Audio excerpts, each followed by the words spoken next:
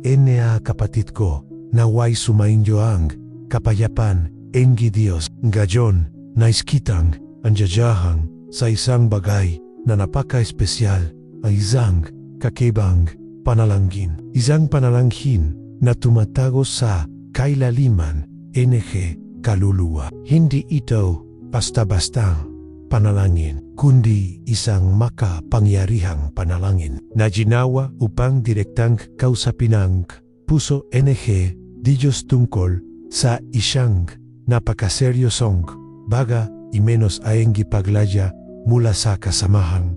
Alam mo ba kung bakit? Dahil humiral ang kasamahan, eti madalas nitong sinusubukang ikulong tayo itali sa mga sitwasyong tila walang labasan. Ngunit kapag inilagay natin ang ating sarili sa harap NG Panginoon sa tapat na panalangin, may isang pambirang nangyayari. Napuputol ang mga kadena, nagwawasak ang mga bitag na inianda engi kaway. O tehang mga bagay na dating tila imposibleng mangyari ay nagsisimulang magbago sa ating harapan. Ang panalangin ito ay parang saigo NG pananampalataya, isang daing na tumatawid sa kalangitan at umabot sa trono, NG amanote engi pinakamaganda ay siya ay tumutugon. Nagdadala siya NG gingawa sa package na kaluluwa, kapayapaan sa puso na nababalisa at lakas sa engkapa na hindi na kayang maglakad. Kaya, kapatid ko, yanda mo ang iyong sarili, sapagkat ang lahat, NG, pumapalibot sa iyo ang pangaping negaalis. NG ayong kapiyopon ay babagsak sa lupa sa panggalan ni Jesus. Walang kapangyarihan ang kasamahang na manatili kung sahang umahabot ang liwanag, NG di Diyos, o te kung pinaniniwalahang o mo ang kapangyarihan ito NG pagbabago. Nais kong ipahayag mo ito sa pamamagitan, NG, iyong pananampalataya, dahil ninggalong ay haraw, NG, tagumpe, galon ay haraw, NG, pagbabago, galon ay haraw, NG, maranasan ang kamay, NG, di Diyos na bumabangon sa iyo, kapatid kayo. Kapatid kong babae, pag-usapan na ang isang bagay na lahat tayo ay naranasang nasa ilang punto, NG, ating buhay. May mga haraw na tila lahat ay nakakamali, hindi ba? Kikising ka na may kakaibang bigat. Ang puso mo ay kumakaba ng walang dahilan. Ang isip mo ay magulo, puno, NG, nakakalitong inisip. At tila kahit hang pakasa ay unti-unting lumalipas sa iyong mga kamay. Hindi ito imahinasyon. Totoo, may espiritual na mundo at madalas ang kasamahan ay kumikilos ng tahimik. Sinusubukang agawin ang ating kapayapaan, sinusubukang ilayo tayo sa presensya, NG. Dilos ang hindi itologing dumiret ng manggay, sumisigo o winawasak ang lahat, NG, sabi-sabi. Madalas dumarating ito ng dahan-dahan na parabang walang intensyon, isang pakaalala na hindi nawawala, isang lungkot na hindi mo maipaliwanag, isang takot na biglang lumilitaw. Ngunit hayaan mang sabihin ko sayayo ang ating tulong ay hindi nanggagaling sa mundong ito. Ang ating tulong ay mula sa Panginoon. Aleluya, siya ang sumusuporta kapag tila naubos na ang lakas. Siya ang nagbabagaliwanag kapag madilim ang isip. Siya ang nagpapanibago, NG, pananampalataya kapag ang puso mo inawalan na NG paniniwala o te alam mo kung ano ang pinaka-powerful kapag iniisip natin na wala ng paraan. Sa mismong sandaling hilon pumapasyok ang Dilos, ang hindi niya kailanman iniwan ang isang anak na nagtitiwala sa kanyang tinitiyak. Ito, NG, salita, NG, di Diyos, ang sa aklat, NG, Mateo, ay nakasulat, narito, pinili ka, NG Panginoon, upang magtagumpay Tama, hindi ka ordinaryong tao. Ikaw ay pinili. Ikaw ay walay at natatangi. Kaya, kahit na sinusubukan kasamahan na paikotin ka. Tandahan, ang palaging naghahanda ang Diyos. Enge, parahan, palibus. Binabasak niya ang mga tanikala. Tinataboy ang kadiliman. Sa simpleng aplos liwanag, malakas ang kanyang kamay, makapangyarihan, OTT kapag kumilos ito, walang kaway ang makakapatayo. Alam mo, kapatid ko, maraming beses nating tinitingnan ang mga sitwasyon sa buhay at inisip ang tapos na wala ng pakasa, wala ng solusyon. At ganito ang gusto kawe na makita mo ang labasang walang pakasa, walang solusyon. Pero ang nakikita mo gamit ang mata tao ay hindi ang buong katotohanan. Mas marami pang nangyayari saya espiritual na mundo kaysa saya kaya mong isipin. Ang Biblia ay nakwento isang makapangyariang pangyayari sa ikalawang aklat Engea Ari. Ang propetang si Eliseo ay nasa isang lungsod na napapalibutan hakboenji kawe. Kabina at ng magising ang kanyang lingkad at makita ang langsod na ganap na napapalibutan. Siya nakikita lang niya ang panggani, ang banta, ang kasamahan sa palihid. Pero si Eliseo na puno presensya Diyos ay nagdesolenji. Isang simpleng ngunit makapangyarihang panalangin.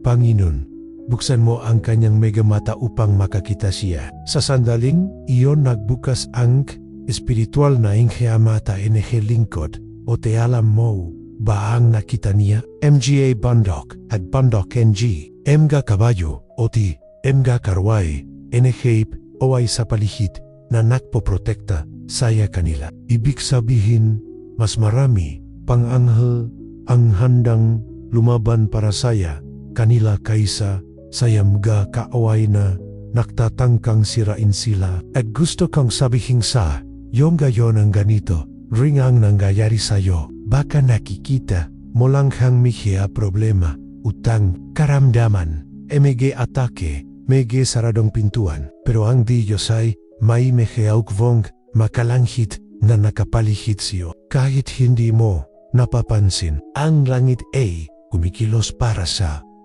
maring subukan kasamahan na magtago o kumilos ng palimparo kapag nagdasal ka. Ipinapakita Diyos ang binubuksan niya ang iyong makamatayupeng makita ang ihit pa sa nakikita. Ipinapakita niya na hindi kailanman nag-iisa. Aleluya. Kaya huwag kang mawalang pag-asa dahil sa tila katapusan. Kung makapagsalita si Eliseo sa yung gayong, sasabing niya, mas malaki ang kasama mo kaysa sa laban sayo. Ang Diyos ay kumikilos na pinalilibutan na ang buha mo mga karwaho te kabiyo, apot at walang armas kawe ang magtatagumpay laban sayo.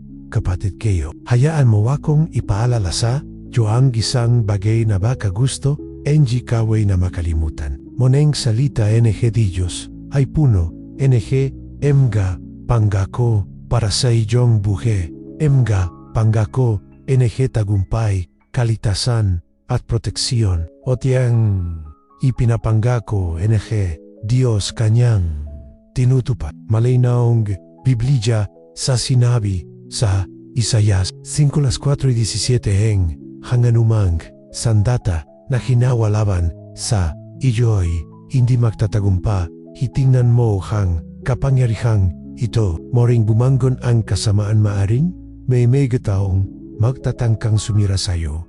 Maaring mukhang nakahanda ang mega sitwasyon upang ibaksak ka pero tinitijak salita hindi sila magtatagumpay. Susubukan nila pero hindi nila makakamtan. Magpaplano sila pero ang Diyos ang magwawasak kanilang plano. Alam mo bakit?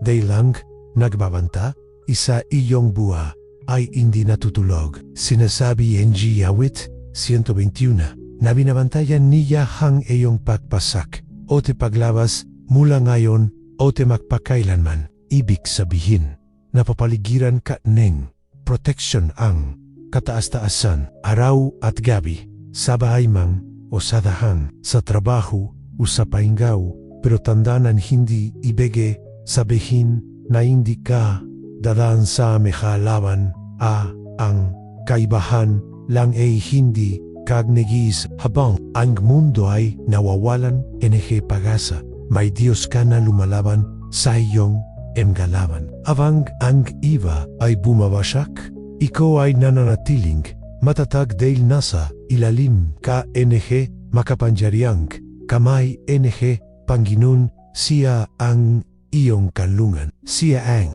kalasag, siya ang iyong Pader na pumipalabat siyo. Maring humatunggal ang kasamahan tulad Leon pero hindi kak niya may babaksak dahil ang Leon tribo ni Huda ang nagwententi siyo. Aleluya, kaya huwag mong tanggapin ang sakit na parang normal lang.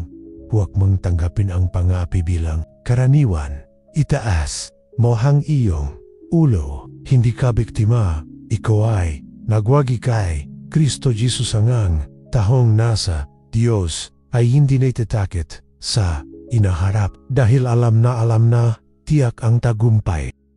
Kapatid ko, ingalon ay oras na para pag-usapan ang isang bagay na kailangan na tinglat kapayapaan. Dahil anong silbi, pagkakaroon, lahat sa buhay na ito kung hang kaluluwa ay pinipilit. Hang puso ay palaging nababalot kabigatan. Otet ang isip ay hindi makanap ang pahinga. Nugnat ang mabuting balita ay sa pamamagitan ni Jesus.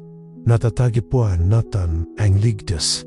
Natatagipuan at ito ang ating inanap sa panalangin ito kapag tayo'y nanalangin sa Panginoon. Hinihiling natin sa Kanya na bisitahin ang bawat bahagi ng ating buhay. Naway pumasok siya sa ating tahanan, dumaan saya bawat silit, hawakan ang mga pintuan o tetebintana at seliwan ang lahat sa Kanyang kapangyarihan. Dahil kapag na puno presensya Diyos ang isang tahanan, walang puwang ang kasamaan. Kung saan may lawanag, hindi matatak ang kadiliman. Kaya naman sa panalangin ito, nananalig tayo laban sa lahat masamang palaso na itinapon, laban sa ating buhay, laban sa kaisipan pagkatalo takot, pagpapatiwakal, o pagkawasak. Ipinapanalingin natin na manahimik ang bawat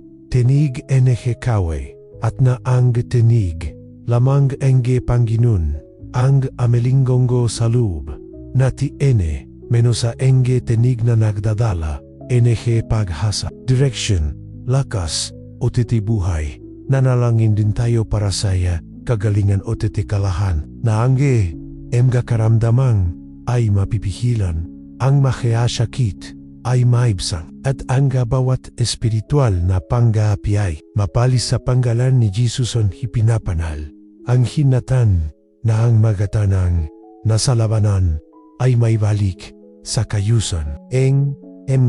Pamilyang nakakawatak ay makakayos muli at nang pagmamahal at pagpapatawad ay manaig. Alam mo ba ang nangyahari kapag ang bayan Diyos ay nagkakaisa sa panalangin? Kumikilos ang langit. Nakpapadala ang Diyos anghel. Nangangatok ang impyerno at hang kapayapang lampas sa lahat pangganawa ay pumapasok sa ating isipat puso. Kaya kapatid ko, hindi mahalaga kung gaano kalaki ang laban. Galon ay araw ngayon ay araw pagpapayag ang aking tahanan pagari ang aking pamilya ay nasa ilalim ng proteksyon ng kataas-taasan. Ang aking buhay ay nakaselyo sa dugo ni Jesus o tete kapag ipinahayak mo ito ng may pananampalataya. Siguradong makakaalam kakindi tatagal ang kasamahan o ang kapayapan ng Diyos ay sasakop sa lahat. Aleluya! Kapatid ko, isa sa pinakamakapangyariang bagay na mahari nating gawin sa ating paglalakbay kasama ang Diyos ay masyadong magpasalamat hindi lamang sa nakikita na itan, kundi pati na rin sa mga baga na hindi na itan napapansin. Maraming bisis inilaitas tayo Panginoon mula sa mga sitwasyong napakadelikado, mula sa mga bitag na maingat na inggi kaway na hindi natin alam. Kumikilos yan ng tahimik pinoprotekta ang tayo sa aming laikod ating buha. Ilan nabang beses kang umalis nen bahay o tete bumalik ng payapa na hindi mo naisip na moring nakarun aksidente sa daan. Ilan nabang beses kang nalungkot dahil isang pintuan ang nagsara, nagunit pagkatapos mo lang naunagohan na ilong pala ay kalaitasan mula sa Diyos dahil hindi ilong ang pinakamainam para siyo. Ilan na bang bisis na ang tao ay lumayo sa iyong bahay at hindi mo nantindang nuganet sa totoo lang ay kamay pangganyon ang nagibabantay sa mula sa relasyon na magiging mapanira. Dalubaza ang Diyos sa pagilaitas sa kanyang gimigya anak kahit nawala silang kaalaman saya. Panganib pinapaalala sa atin awit 91 na nagbibiga isiya utos sa kanyang mga anghel upang bantayan tayo sa lahat ating mga lakot. Ibig sabihin may patuloy na proteksyon o maraming beses habang natutulog. Kagayang Diyos ay kumikilos upang ilaitas kamula sa kasamahan na nakanda na laban sa iyong buhay. Kaya naman ngayon ay humihinto rin tayo upang magpasalamat Panginoon sa mga hindi nakikitang paglilaita. Salamat sa mga luwa na taimik mong pinupunasan, sa mga Father na inalis mo nang hindi ko namamalayan, sa ihya hindi na nagprotekta sa akin, sa mga uo na nakibiga pagpapala sa akin. Salamat dahil kahit pa ako ay lumayo. Ang iyong pagmamahal ay patulo inaumabot at nagbantenti sa akin. Ang ipasasalamat ay nagbubukas meha pintuan. Kapatid ko, kapag natututo kang kilalanin ang mga pag-alaga ng Diyos, napupuno ang puso pananampalataya o titipakasa. Nagsisimula mong maunawa na hindi ka nag-isa, kailanman ay hindi ka nagi, at na ang Panginoon ay palaging nagalaga sa bawat detalye kahit nasa ang habagay na hindi mo nakita. Aleluya! Kapatid ko, pagkatapos ang lahat ang ating pinagmunimunihan o pinagdasal ng makasama, gusto kong ibigay sa iyo ang isang napaka-espesyal na paanyaya. Huwag mong ajanghang pananampalatayang ito ay manatili lamang sa araw na ito ang tagumpay. Laban sa kasamahan ang kapayapaang nengram kaluluwa o ang presensya ng Diyos ay hindi para lamang sa isang sandali, kundi para sa bawat araw ating buhay. Itinuturo sa atin ng Biblia sa awit 91 na ang sinumang naninirahan sa kanlungan kataas-taasan at nagpapahinga sa lilim makapangyarihan ay protektado. Hindi lamang ito para sa mga dumadaan paminsan-minsan sa presensya Diyos, kundi para sa mga naninirahan sa ginagawan tahanan ng panalangin at pakikipag-ugnayan sa Panginoon. Kaya naman inimbitahan kitang gawing ugali ang sandali. Ito, maglanghingi oras roro upang makipag-usap sa Diyos, upang buksan ang puso, magpasalamat, humingi, lakas at patibalin muli ang pananampalataya. Kapag nabuo mo ang ritmo aroro na panalangin, para bang nagtatayo ka ng espiritual. Napader oy sa paligid mo, walang palaso kawe ang makakabot sa protection na inilalaga Diyos sa mehea nananatili sa kanyang presensya dito sa kaunaw na salitaw katotohanan. Magkasama tayo sa paglalakbay na ito, araw-araw may panalangin, salitaan, pananampalataya o titisandaliin, espiritual na